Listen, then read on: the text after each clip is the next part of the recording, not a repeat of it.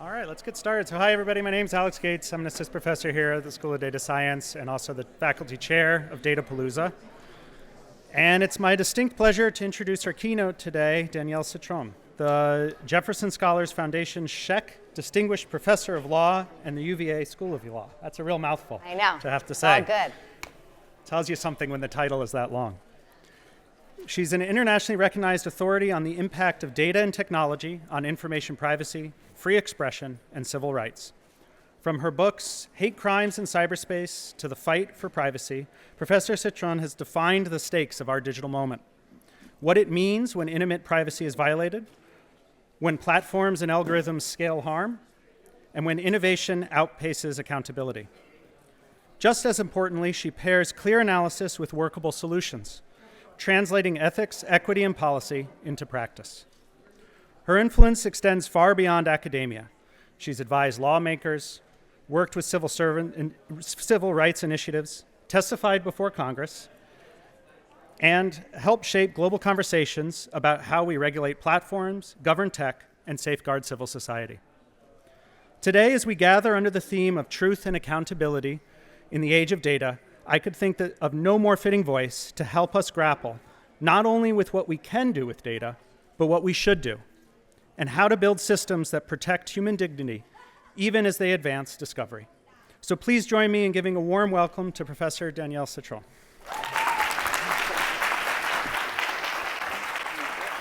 You're the best. Thank you so much. It's always wonderful when your friends introduce you. So it's lovely to be here. Thank you so much for having me.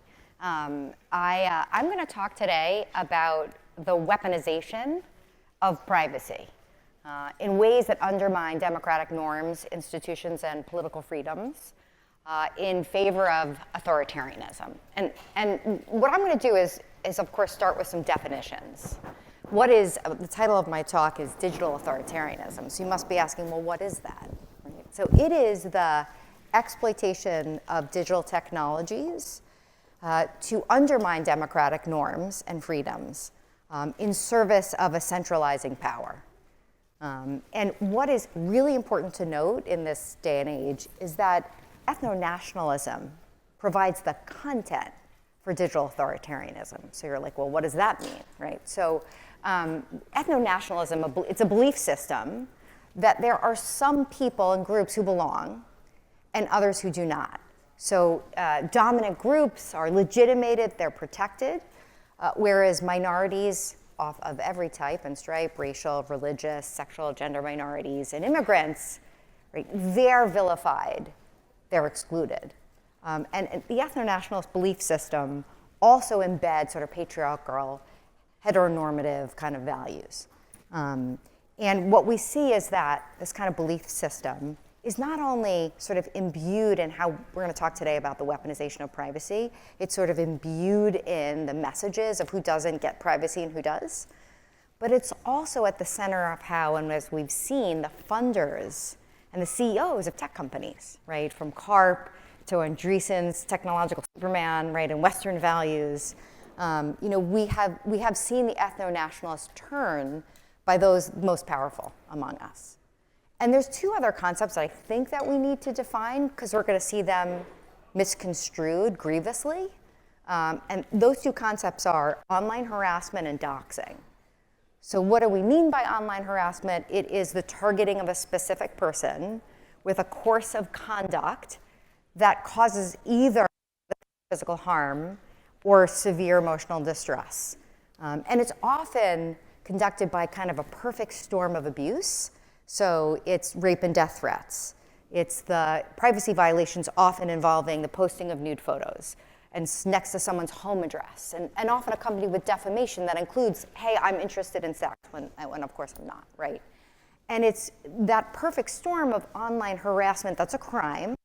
It's a tort. Of course, you invited a law professor, so we're going to talk a little law, throughout the talk. But and what it does is it silences, it terrorizes, and it really deprives people of their life opportunities, right? It can make it impossible to work, right? And to get and to keep a job. And doxing, as it's defined under a few state laws, it's not a federal crime, that's important to note, but it's giving publicity to someone's name and their contact information. So how can they be physically contacted, like a home address, with the intent to terrorize? Okay, so those are just like some basic concepts I wanted to put on the table. So how is privacy being weaponized in service of authoritarian rule? Usually we traditionally think of privacy and authoritarianism as being antithetical to each other. That as we have creeping authoritarianism, we inevitably have less and less privacy. But what we're seeing in our kind of American turn is selective privacy, right? It's not nobody gets privacy, it's some people get privacy. So like me and my friends get privacy, and those who don't belong don't. And we see, and what we're going to see in the weaponization of privacy, who doesn't get privacy are often minorities and immigrants, right? Who does the dominant folks. So I'm going to give you an example that involves the different treatment of different groups of federal employees, right? So you can see the stark difference of who gets privacy and who doesn't in those federal employees. And then vis-a-vis the public too. And then we're going to talk a little bit about the public. Okay, so federal employees, this will be front of mind. I feel like if you turn on or you look at Blue Sky, you see that ICE and CBP agents, they are, as a matter of policy, and allegedly in the name of privacy, they wear face masks. Their uniforms are you don't have a designation of someone's name. They drive unmarked cars. And the DHS Secretary, Christine has both said publicly and then through various statements, like to the news media as well as in interviews on Fox, that it is a crime for the public to videotape ICE and CBP officials in public while they're doing their job. She calls it the crime of harassment. Again, we're going to talk about the misuse of legal terms and privacy protecting terms. But that's a crime, and that the posting of those videos, that's the crime she says, and it's untrue, is the crime of doxing. So it's like high-level gaslighting, right? Because to be clear, the public recording law enforcement doing their jobs is entirely First Amendment activity, not only the recording, but the posting. And neither of those activities, recording someone in public doing their job, law enforcement, and the posting of those videos of public activity, neither of those meet those definitions I told you about, harassment and doxing, right? And so who is enjoying, it's in the name of privacy that not only have, as a policy matter, CBP and ICE agents are wearing the masks, the unmarked cars, but also AG Pam Bondi successfully pressured Apple and Google to remove location tracking apps, sort of crowdsourcing of the locations of ICE agents. And those apps were designed to help protect people and as a warning, right? What's the rationale that AG Bondi, the rationale she gave was those apps protect the privacy and the safety of ICE agents. And Google, when it removed from the App Store one of the location acts, this blows my own mind, only because I've worked in trust and safety for so long, that ICE agents are a vulnerable group. Like, you had to just give me a minute. When I read that, I was like, oh, no.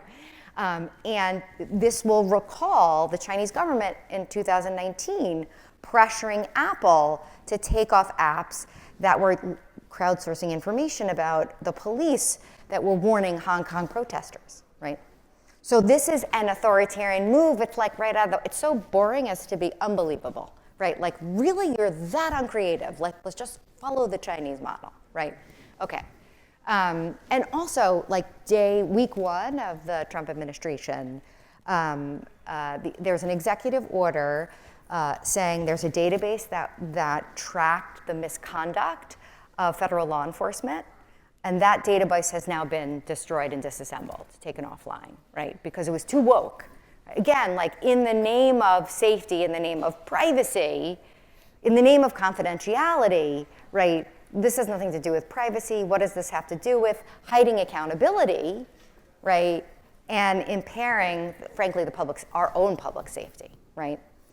Okay, so I wouldn't be given a talk about privacy if I didn't talk about the Department of Government Efficiency, AKA Doge. Like when I taught privacy last spring, I would not say Doge. I felt it was like, it hurt me. You know what I mean? Like he thought it was such a cool thing, Musk. I was like, nope, it's Department of Government Efficiency. I'll say it 1,000 times. I'm not gonna say Doge. But now, like Musk's out of government, I think I could say it. Okay, so Doge employees, as they were sort of the first months of the administration, we know that Musk embedded or co-located former interns and former young people, employees, into various federal agencies and engaged in massive privacy violations. So getting access to millions of people's personal information from their tax returns, their social security numbers, their personnel files, including their polygraphs. You know, like here we are, access to OPM, the Treasury Department, you name the federal agency, right? We were seeing Doge employees, special government employees, being located at these agencies. Now, it was of great concern to the public, right? And so 2 reporters, enterprising reporters, one at Wired and one at the Wall Street Journal, both women, they wrote stories asking, who are these Doge employees, right? And one of the stories explained that one was an 18-year-old who went by the name of Big Balls. I had to say it, come on, right? And, sorry, you know, we gotta laugh at this sometimes, right? And that he was a recent high school grad, right? He wasn't even, and none of these folks had gotten any they didn't have any training in working in federal government. These were folks who their educational backgrounds were explored in these 2 pieces by Catherine Long and then Victoria, and her last name is escaping me for the moment. But in these pieces explaining that they were between 18 years old and basically 25, and that at most they were college grads, right? And these were stories in the public interest. So what happens next?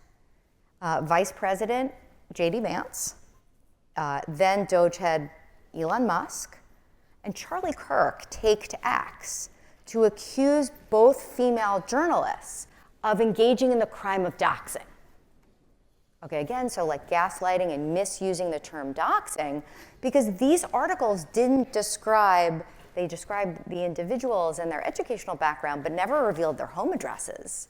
Didn't disclose their social security numbers. Certainly there wasn't an intent to terrorize in the way that we understand doxing, right? Or as in the way that state law would define it as a crime, right? And then of course what happens is that those 2 women faced a cyber mob, right? Stalking, threats, abuse, all designed to silence them, right? Okay. So Doge, I think, is a helpful example of the kind of weaponization of not only the rhetoric, but the law of privacy. Ready, why? Because then interim U.S. Attorney of D.C., Ed Martin, explained that he was going to arrest the journalists because they had committed a crime. And he says this on X, on official letterhead, to Elon Musk, right? Designed to silence. Now, they were never arrested. There was no crime, as we were talking about, right? But it is pretty terrifying to have a U.S. attorney from the District of Columbia say that you've committed a crime, right? A crime of harassment or doxing when you're a journalist, right? Intimidation to the nth degree, right? Okay, so those are federal employees who, what do they say, privacy for me and my friends, right? Those are the federal employees who are the friends. Now let's talk about the federal employees who were not accorded privacy and who they were and what happened. Okay, so in the weeks up to the inauguration and then in the months after, Elon Musk targeted women employees of the federal government, posted their pictures and said that they were woke hires. They shouldn't have been hired, right? And then what followed suit was a website called DEI Watch List. And who's included on the website are their 50 federal employees, mostly worked in the health arena. They were mostly black women. They were otherwise men of color. And what it was included on the website by a group called the Accountability Project, which if that is not Orwellian, I don't even know what to say, right, was that they were all woke hires, and they also, not only were their photos included, but also information about their campaign donations. showing that they didn't donate to Trump, right? They donated to Democrats. And then they too were faced cyber mobs. And as one woman whose name was withheld because she was terrified of further reprisal, that she felt her physical safety was in jeopardy. She was deluged by rape and death threats. And she was not only scared for her life, but she was fired by the federal government. So her concern was like, could she ever get another job, right? Okay. So those are federal employees who don't get privacy, right? They don't belong. That's the ethno-national story, right? You're not supporting me, you don't give to my campaign, right? And, oh my goodness, you're the other, right? Okay. So now, the same story is true about the public, like privacy for me and not for thee, right? So in June of 2025, remember the mask story that we told about the ICE and CBP agents? Well, President Trump on Truth Social said, protesters, I'm gonna quote, cannot wear masks. That would be illegal. Okay, friend, right? Not true, but all right. You know, that is a First Amendment protected activity, right? Protesting and wearing a mask, right? Reminds us of Hong Kong. Another note of different way in which we've seen this evolve is after Charlie Kirk's murder, Vice President Vance did the Charlie Kirk podcast. He did it from the White House. And he said that there were individuals who weren't sufficiently supportive of Charlie Kirk and who were, he said, celebrating Kirk's death. And he said they should be, and I'm going to kind of paraphrase but quote him, they should be named and shamed, and hell, even their employers told, right? And then what then follows, of course, is the libs of TikTok, the sort of right-wing TikTok account, then goes ahead and finds and names, includes the work addresses of individuals who've been insufficiently supportive of Erica Kirk and Charlie Kirk. And then also, no surprise, there's a website that pops up called Charlie Kirk's Murderers, right? And what happens on that website, immediately 40 people are named, their home addresses, their photographs, you know, they are then targeted and attacked by cyber mobs, right? It's an invitation to target and attack them, right? So we're seeing like privacy, right, being weaponized. Okay, now who gets privacy as members of the public? No one's gonna be surprised that tech billionaires, of course, enjoy lots of privacy. So I have one kind of personal story, which I'm just gonna call it The Hedge, and you'll see why in a second. And then we'll see a recent account from Wired magazine affirming the privacy enjoyed by tech billionaires, which is, so in 2017, I and 4 other people were invited to have dinner at Mark Zuckerberg's house to talk to him about content moderation, safety, and Section 230 reform, and I was an idiot and thought they actually believed in such things. And so I go to this dinner, and we're at Stanford Park Hotel, and myself, Whitney Phillips, Sarah Roberts, and I, these are like one's at UCLA, the other, she's at Syracuse. They're amazing people. They're not law professors. They write about information science. I love them. And we're picked up at the Stanford Park Hotel, and we're dropped off, and it's a hedge. And we're like, okay, huge. It's like, you're like, okay, they just dropped us off in the middle of the street. So we stood there, looking at each other like, okay, we don't know what's next. All of a sudden, this about 2 minutes later, they must have gotten the word that we were there because the hedge opened, right? And it was like, oh my God, holy shit, there's a house, right? Like the hedge opens, or all the staff, they walk us up, right, to the house. We have dinner. I'm sure we were unconvincing, but we were theater, right? As the press called us the next day to say, were you at his dinner? And I was like, I'm not talking to you, I'm not telling you anything, because that was clearly the point, was that he was talking to people who cared about these issues, right? I wrote about it in my book, so I feel like I can tell you about it. And I didn't sign an NDA to go to dinner, so too bad, so sad, buddy, right? But what we do know is a week ago, Wired came out with a report that Mark Zuckerberg, he bought 5 houses in that Menlo Park compound, that he'd been running a school for 30 kids, like a whole school for 30 kids, right? He and his friends. And that it was in this compound, a hedge, imagine the hedge, but times like a whole lot, right? And that the only reason why the press finds out, they had been granted all kinds of licenses, but the the localities never included it in their records. So it was hidden. Like, again, privacy for me, that the government aids and abets, or small government, right, localities. And Wired only finds out about it and reports on it because, like, the rich neighbors were pissed. So they start calling journalists. I love that. Like, you know, it's amazing the kind of snarking that's happening here, right?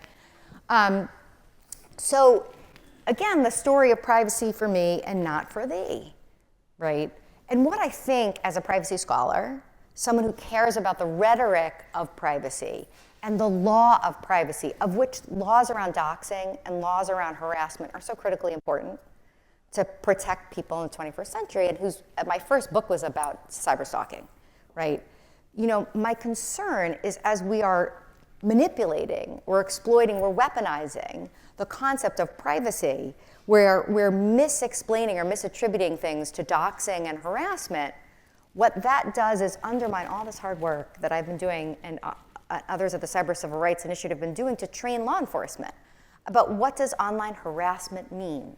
Because every time, at least this has been our experience in the last 15 years, is when victims go to law enforcement and say, my ex posted my nude photos online without permission, it's now on 50 sites, I can't get it taken down, strange men are emailing and texting me and demanding sex, there are fake ads, I'm scared, I'm so scared, right? I'm fearful if I ever leave my job, I'll never get another one because a Google search of my name is a disaster, right? Law enforcement too often says, there's nothing we can do, right? They have too little training, we've tried, but they have too little training and they're afraid they don't know what they're doing, and they don't take victims seriously. And the more that we misdescribe harassment, the crime of harassment, which we're doing at the highest levels of the federal government, right? There is a cyberstalking crime on the books, 18 U.S.C. 2261 A2 and A1. We have a federal cyberstalking law, but the more that we misdescribe it, the harder it is to get law enforcement to take anything seriously, right? They're being misled about what is and isn't online harassment, right? And I worry, too, about the misuse of the concept of doxing. So in 2014, after my first book came out, Representative Kathleen Clark wanted to write an anti-doxing law at the federal level. And my concern then, and now my concerns, it turns out I'm not always right, this makes me sadly right, I was worried about a doxing law.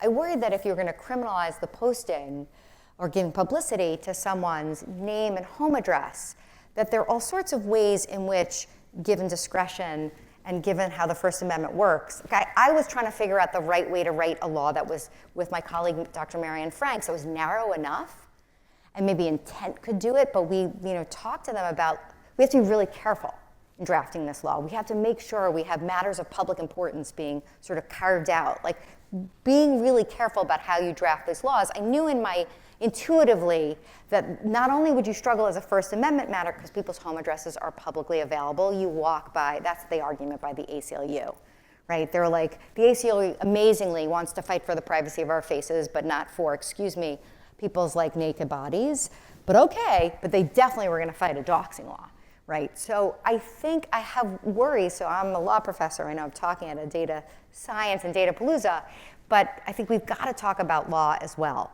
right? It's when we weaponize the concept of privacy, the law of privacy, we undermine efforts to protect privacy in meaningful ways that people need right now, right? And we destroy what we've already achieved and have yet to achieve. And so I know I'm only supposed to, I think I did good, it's 4:13. I was only supposed to talk for half an hour. How am I doing? I'm like 2 minutes under. I'm so happy. I told my spouse, he's like, how do you know when you write these things if it's a half an hour? And I say, give me 10 minutes, give me 20 minutes, give me 30 minutes, 45. I could do whatever it is. I could just make it. There you go. See, I did good. Okay. So it's so rare to have your husband at a talk. Never happens in 20 years. But we live here, so there you go. Lewis is crying inside now. Yes, you still love me. Okay, so now I think hopefully we'll have some questions. And thank you so much, Dean Bourne. I feel like Alex, it's such a lovely, Mona Sloan is one of my closest friends. You're so lucky to have her here at Data Science. And I feel so lucky to be a part of a school in which law and data science are so close together that we can co-author, as Dr. Sloan and I are doing, that we can collaborate. Because we need policy and law and science to work together in this kind of moment. So yes, questions. And thank you for smiling me the whole time. You rock. I was like, yup, she knows exactly what I'm talking about. So thank you for that. So I'm wondering, so with all of those modern examples of privacy being weaponized against us, how do you view people like me, people who are studying data science, to help in, I guess, helping construct accurate legislation for this new innovation that we as a species have come up with? Yes, because so often, as we draft, as on this, so great question about like, how can data scientists join together with policymakers, lawyers, and law professors to draft better legislation that kind of meets the moment? And what is so interesting is that often the great challenge is to almost ensure that laws are technologically neutral. Because we've seen laws like the 1986 Electronic Communications Privacy Act be like the sword that we're like, oh my golly, it is so outmoded. It like protects the things we don't need to protect and doesn't protect the things we do need to protect, communications data that's been in storage for over 180 days. And so in part, I think we need to help lawmakers think about how to write laws that aren't bound by a given technology. And I think that is an important insight that data scientists can help us with. Because you get to the fundamentals here, right? You're like, we don't need to talk LLMs in the legislation, right? And thinking about digital forgeries and deepfakery that I've been writing and thinking about since 2018. We called them digital forgeries because we didn't want to they're not deep fakes. They're like things that are fabrications, right? Using sophisticated technologies. They can be cheap, they can be deep, they can be however, right? And I think that hand in glove, what's so crucially important is having staffers on the Hill who have a technological background, right? I know we used to have, I say used to because this was used to have 6 months ago, right? An effort to have technologists on staff, right? The chief, I know, I forgot what we call them, like congressional technology fellows, who I know for years, all these really fascinating people, and I think we've discontinued that program. And we need you, right? Because staff needs your help to explain concepts and technologies, right? We need that translation. And I totally agree, because I feel like when I work with, like for instance, I used to work integrated bridge systems for the Navy. Oh, there you go. One of the challenges was always like, you got to look at it from the perspective that an 18-year-old is actually going to be manning this, not a 35-year-old experienced. Yep. And so perspective, I think that's what helps. Yes, absolutely. In solving that problem. Yeah, thank you so much. Perfect. Oh, we have a question. There you go. Hi, you touched on something that's extremely riveting to me, aside from the left versus right and right versus left, and it's talking about truth and about selective enforcement. And you seem uniquely qualified to answer this question, and that is, how does one create a framework to decide? Because privacy is a double-edged sword. The ability of some dirtbag to submit photographs of his or her ex anonymously is clearly a problem, right? Yep. But we know that Homo sapiens have a mob mentality, like chimps. And when there's anonymity, that anonymity empowers humans to do things they would not normally do, that are not accepted by society. Right. But the other edge of the coin is, without that privacy, we can also be vulnerable. So how do we create a framework to decide that is apolitical, that is not just protecting for who we want or don't want? Of course. And I always felt like, at least until this current moment, that privacy is so bipartisan. I work across the aisle, whether it's Grassley in tandem with Blumenthal. Does that make sense? Like, I've never felt in any other moment that privacy was as weaponized as it is as a concept. Maybe that's just we're seeing up and down is up in all sorts of ways. Like, it's not just privacy. It's every concept that's just turned upside down, right, by those seeking power. But the how do we create a framework, your question, sorry to a little wind up, which is I feel like privacy is the most, we all need, want, and deserve privacy. I don't care who you vote for, right? Like, it's always struck me as an easy sell to my class. But when it comes to things like, so you gave the example, how do we create a structural framework when we have conflicting impulses, right? Which, on the one hand, privacy is essential for expression, and on the other hand, privacy can be used as a shield of identity to allow you to do terrible things, right? And when I wrote my first book, I was asked, well, won't identification online like solve a lot of your problems, right? Cyberstalking is a problem because people feel anonymous, they're de-individuated, and they'll do things that they would never do or say if they were identified. And the answer is, it turns out the science says they'll do it anyway. Even if they're identified, people do terrible things or identifiable. And the second is, like, at the same time, we want to be able to catch the bad people, which, by the way, in a world of the advertising ecosystem, you pretty much can figure out who people are, right? We just don't have the will or the it's expensive forensics. But who also needs anonymity online is the domestic violence victim. It's the dissenter, right? Like, I guess I will fight for your privacy to speak online, even as members of a mob also want that privacy, right? I can't tell, so ex ante, I don't know who it is, right? The domestic violence victim or the lunatic posting the nude photos. I want to fight for your anonymity online, and I think it's a privilege. It's not a right. It's a privilege that can be lost, right? Like, mischief may face a warrant to an online service provider and then to an ISP to figure out who you are, right, if you commit crimes. So, law. Law has a clear definition of doxing. Law has a clear definition of cyberstalking that have gone through the channels of challenge, have come out the other side of First Amendment challenges. Non-consensual intimate imagery, we've helped define it. It's a crime in 50 states, Puerto Rico, and Guam. Thanks to my partner, Dr. Marianne Franks, to the Cyber Civil Rights Initiative, it's now a federal crime to post someone's nude photos without their permission. And we have definitions that have gone up and down the courts and have come out the other side to challenge. So I think law helps us. Law is that structural framework, right? As you noted well, discretion, I can't control the discretion of law enforcement. And right now we're in a really crazy upside down world where the folks at the levers of power at the federal government, it's unclear if they understand the law at all, because when AG Bondi said that she was going to criminalize hate speech against Charlie Kirk, right? Hate speech, A, isn't a crime, and B, it's completely protected free speech. Like, without question. It's like basic knowledge. I'm a little worried that the Attorney General, if on face value, doesn't understand that hate speech is not a crime and cannot be criminalized no matter how hard you try, thanks to the commitments under the First Amendment. So I think I'm just more worried about who's at the wheel at the moment. I mean, so, you know. Okay, so yeah.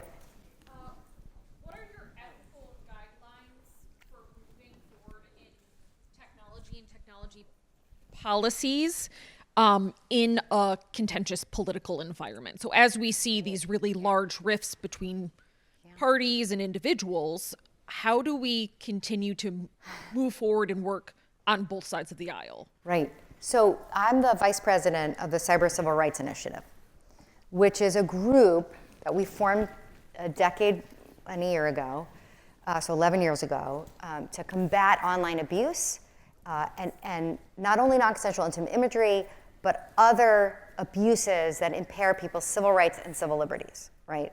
And we have, over the last 11 years, worked state, local, federal, both state AGs on either side of the aisle, right? And I think, as we've talked about in our group, we're still doing that work, advocacy work. And we're gonna keep doing it. And I'm not gonna help you write a law that I think violates the First Amendment, or if you're really using me as theater for something else, right? Like, I'm not here for that. I don't have a lot of time. No one pays me for this work. We don't get 1 cent, right? So I think, as an advocate, just to put on my advocate's hat, like, we are gonna keep going. And in fact, we're kind of doubling down on our mission, which is to fight for the voices and the privacy of the vulnerable. So we have a project on LGBTQ plus rights, you know, and not just fighting, like, not just around non-consensual intimate imagery. And we're like, that's what we're at. Like, that's all we have are our voices. and are sort of smarts, at least Marianne Franks, in drafting laws. So I think for all of us who are engaged in advocacy and policy and data science, like ethics, it's us. It's like from within. I always feel like I'm an officer of the court, like in my orientation, right? Yes, I'm a lawyer, but I'm committed to justice. That's what we do, right? And I feel like my guideline it's here, right? So like, don't lose your compass. You have it. That's all we have left, right? Is our set of values and commitments. You bet.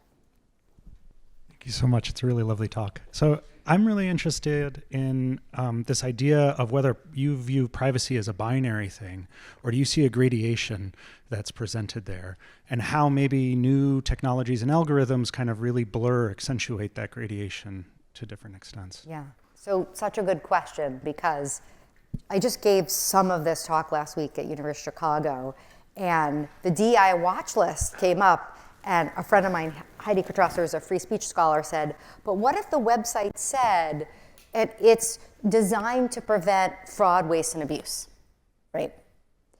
And I said, look, like in a universe in which I think intent matters, right? Now, this website is not designed to address waste, fraud, and abuse, right? It is designed to silence, right? So, you know, you asked, is privacy like a binary? Is it a switch, or is it like gradation?